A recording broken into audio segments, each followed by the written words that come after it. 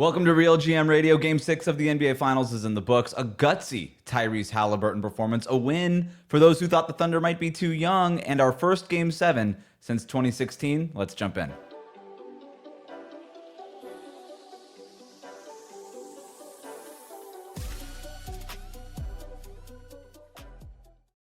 All right, what's up, all? RealGM Radio. I am Wes Goldberg, recording this on Thursday night. Both teams have cleared the benches in the fourth quarter of Game 6. The Pacers roll to a win. A remarkable and surprising result. I want to get to the Pacers part of this here in a second, but I actually want to start with the Thunder. If you thought the Thunder were too young, this is a win for you.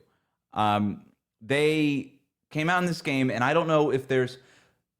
The Thunder do this weird thing where I'm not sure if it's poise or if it's calmness or if it's, do I dare say, cockiness? There's a level of gravity that was missing with them in this game. You thought that they would have smelled blood in the water, came out and said, you know what, Tyrese Haliburton, bum leg injury.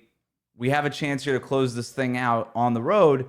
And yet I never really got the sense that they cared.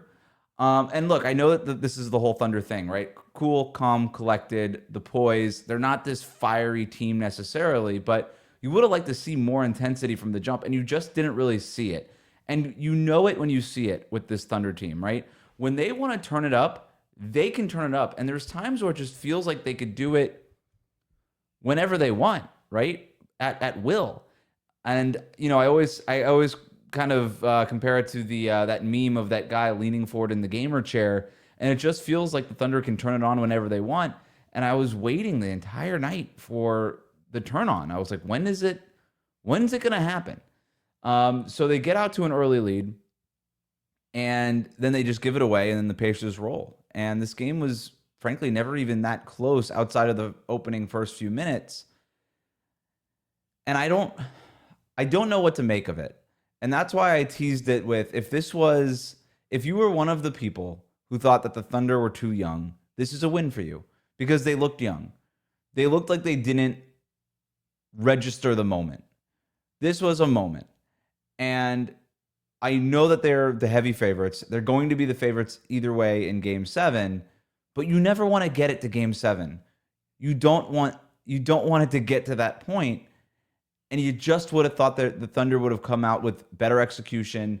The ball movement on offense was terrible. It was basically one pick and roll, and that was it. The off-ball movement wasn't really there. The player movement was not really there. I thought Gilgeous-Alexander was fine in this game. It wasn't his best performance.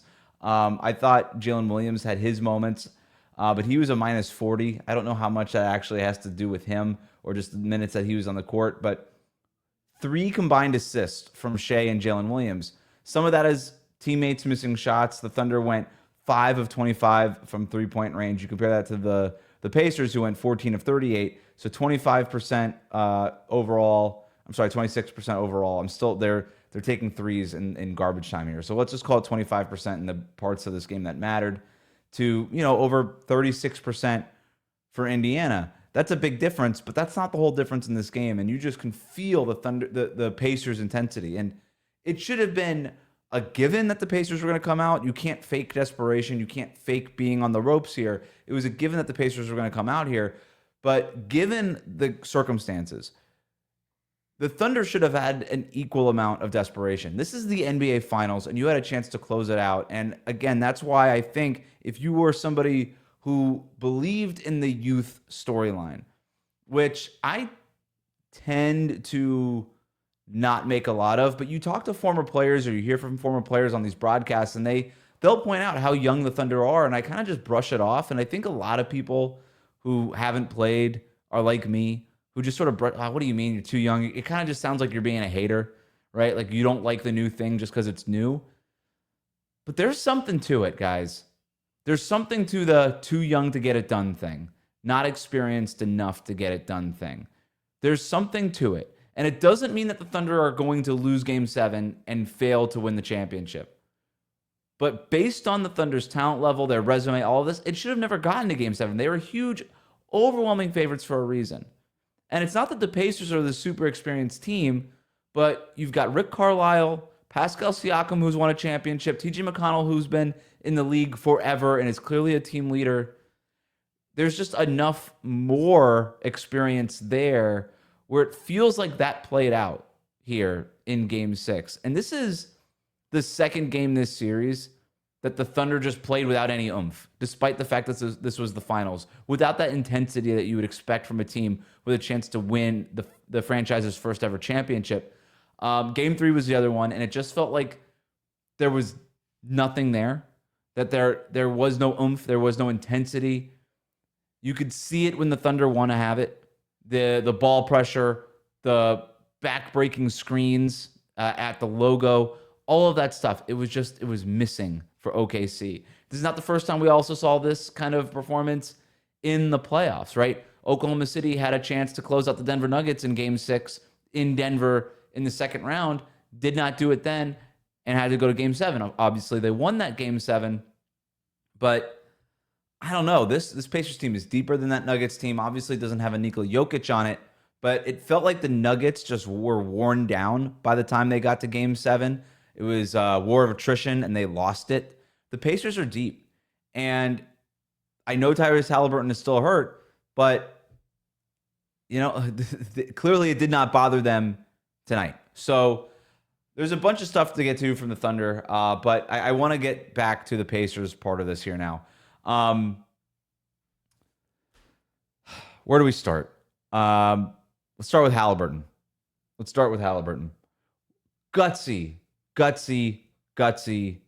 Gutsy performance. Played 23 minutes, 14 points, 5 assists, 2 steals, including some really nimble plays. And before the game, you've Rick Carlisle talking about how he's questionable. He'll be a game time decision. You've got a report that if this were the regular season, this would be a 2 or a 3 week injury. And it just didn't look like that. The only thing anybody was looking at the first few minutes of this game was Haliburton. How was he going to be moving? And he looked fine. He looked totally fine. I don't know what kind of medicine he was taking, what kind of rehab he had been getting done over the last 2.5 days, but he looked great, and he looked nimble, and he did not look shy to put any pressure or weight on that right leg. And he had a great game. And one of those steals, again, kind of diving out of bounds, trying to get that thing. I was a little worried for him. I was like, this guy's kind of just playing all out. He should probably be a little bit more careful, but he just kept playing that way, and it worked. And you could tell it just inspired his teammates. It inspired TJ McConnell coming off the bench. It inspired Miles Turner for, I think, his best two-way game, certainly his best defensive game. Shouldn't be 2. He went 1 for 9. But his best defensive game, I thought, of this series. He was so good getting up to the level of the screen and corralling SGA on those pick and rolls and things like that. Indiana's defense was maybe as big of a story as Tyrese Haliburton's gutsiness. And I thought the defense fed the offense. I thought Haliburton's gutsiness fed the defense. There was an intensity in that building that you could feel radiating off the TV screen. I can't wait to hear about the reports of people who were actually in the arena for this thing. But it's the kind of thing that Haliburton did. He's got now 2 moments in this series that just become part of his story, regardless of what happens in Game 7, but especially if the Pacers pull this thing off. The game-winning shot at the end of Game 1, and then coming out and with that performance in Game 6. Again, those numbers they're not crazy. 14 points, 5 assists, a couple of steals, 1 rebound. Nothing in 23 minutes. Nothing crazy, but considering how he was playing and the injury and everything that was being talked about in regards to Haliburton, look, I thought the Thunder were going to roll to a win. I also did not expect Haliburton to look like that. I thought because Haliburton was injured, they had no chance. But he was tremendous, and I thought he was inspiring. And if the Pacers actually close this thing out and win the championship, that shot to end Game 1 and his performance in Game 6 to force a Game 7, those are all-time moments, not for Haliburton, not for the Pacers, but in NBA history. I mean, that is crazy, crazy stuff. This is the first Game 7 in the finals since 2016. It has been a long time since we've had an NBA Finals Game 7. Home teams are 15-4 in Game 7s. Worth pointing out. The last time a road team won in Game 7 was the last time we had a Game 7 in the finals, 2016, the Cavs beating the Golden State Warriors in Oakland. We all remember that. But before that, it had been a long time. 1978, the Washington Bullets beat the Seattle Supersonics. Seattle Supersonics? Used to be the Oklahoma City Thunder. That's interesting. Probably means nothing. Just pointing it out. All right. 1978, Bullets beat the Supersonics on the road. 1974, Celtics beat the Bucks on the road. 1969, Celtics beat the Lakers on the road. Those are the 4 times that the road team has won a Game 7 in the NBA Finals. So not a lot. 15-4. That's the record for home teams on Game 7. The Thunder will be favored in that game. But man, I don't know about you. I'm done. Like, I don't know how you can count out the Pacers anymore. I don't know how you can doubt them. You want to take the Thunder? Go ahead and take the Thunder. I'm not betting on that game, man. This Pacers team is so resourceful and responsible with these games where it feels like, again, the Thunder have just sort of played with their food in a couple of these games. And if Tyrese Haliburton, who did not have to play at all in the fourth quarter of this game because of the blowout, if he's healthy, if he's even healthier, if he's in even better shape in Game 7 than he was in Game 6, this thing is 50-50, folks. That's what happens in a Game 7. But it wasn't just Haliburton. I do want to shout out a couple of the other guys on the Pacers. TJ McConnell, just tremendous. I just watched the Florida Panthers win the Stanley Cup. They have a guy, Brad Marchand, been in the league forever, just does all the gutsy things, all the little in-between things. You're not like, why is this guy so good? And you don't really know. But TJ McConnell is sort of the Brad Marchand of the Indiana Pacers. Obviously, he's got a tight dribble, gets downhill really well, but not a tremendous outside shooter. Defensively, it feels like he should be taking advantage more than he is, but he's not. And he gets steals and he makes the right plays. He had a series in the third quarter, was it second quarter or third quarter? Second quarter of this game, has a steal on Gilgeous-Alexander, out-rebounds Hartenstein, beats Hartenstein to a rebound for an offensive rebound. One's a 50-50 ball versus Hartenstein. That's also the kind of stuff between Haliburton and McConnell that just inspires his teammates and gets the crowd going, gets the crowd behind the team, and you could tell how they responded there. Pascal Siakam, man, this guy, he's one of the best 20 players in the NBA. What he does defensively is unreal on some nights. I think it was Rick Carlisle who compared him to Draymond Green, how he plays off the ball and on the ball defensively. I don't know that I would go that far, Draymond, all-time defender. But, man, you also don't roll your eyes when you hear Rick Carlisle say it. It's like that.